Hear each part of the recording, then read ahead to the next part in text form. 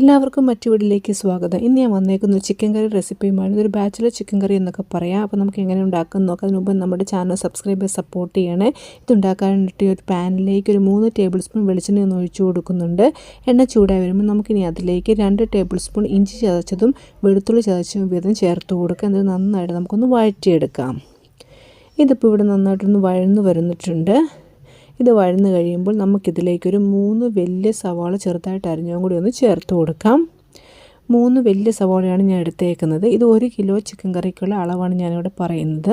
ഇതിട്ട് കൊടുത്ത ശേഷം നമുക്കിനി ഇതിലേക്ക് ആവശ്യത്തിന് ഉപ്പും കൂടി ഒന്ന് ചേർത്ത് കൊടുത്ത് നന്നായിട്ടൊന്ന് ബ്രൗൺ കളറാകുന്ന വരെ ഒന്ന് വഴറ്റിയെടുക്കാം. ഞാനിവിടെ ഏകദേശം ഒരു 3/4 ടേബിൾ സ്പൂൺ ഉപ്പാണ് ചേർത്ത് കൊടുക്കുന്നത്. ഇതിൻ്റെ കൂടെ തന്നെ നമുക്ക് കുറച്ച് കറിവേപ്പിലയും കൂടി ഒന്ന് ചേർത്ത് കൊടുക്കാം. എന്നിട്ട് ഇതെല്ലാം കൂടി നന്നായിട്ട് നമുക്കൊന്ന് വഴറ്റിയെടുക്കാം. ഇത് നന്നായിട്ട് ഗോൾഡൻ ബ്രൗൺ കളറാകുന്ന വരെ നമുക്ക് നന്നായിട്ട് തീ കുറച്ച് വെച്ച് ഒന്ന് വഴറ്റിയെടുക്കാം. ഇപ്പോൾ ഇതിവിടെ നന്നായി വഴന്നു വന്നിട്ട് നമുക്കിതിലേക്ക് ഒരു വലിയ തക്കാളി ചെറുതായിട്ട് അരിഞ്ഞും കൂടി ഒന്ന് ചേർത്ത് കൊടുക്കാം. എന്നിട്ട് ഇതെല്ലാം കൂടി നന്നായിട്ടൊന്ന് വഴറ്റിയെടുക്കാം.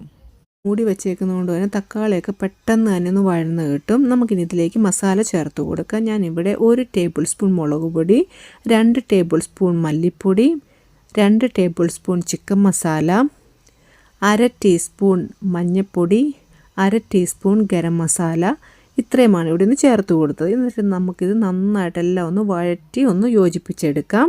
ഈ മസാലയുടെയൊക്കെ പച്ചമണം ഒന്ന് മാറുന്ന വഴിയാണ് നമ്മളിതൊന്ന് വഴറ്റേണ്ടത്. ഇപ്പോൾ ഇതെല്ലാം തന്നെ നന്നായിട്ട് വഴന്ന് വന്നിട്ടുണ്ട്. ഞാനിവിടെ 1 കിലോ ചിക്കനാണ് എടുത്ത് ക്ലീൻ ചെയ്ത ശേഷം ഏകദേശം 1 കിലോ ഉണ്ടാകും.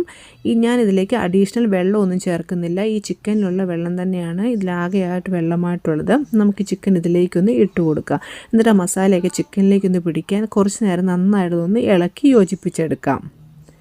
ഇപ്പോൾ ഇതിവിടെ നന്നായിട്ട് നമ്മൾ ഇളക്കി യോജിപ്പിച്ചെടുത്തിട്ടുണ്ട്. നമുക്കിനി ഇതൊന്ന് മൂടി വെച്ചൊന്ന് ചെറുതീയിലൊരു കുറച്ച് സമയം ഒന്ന് വേവിച്ചെടുക്കാം.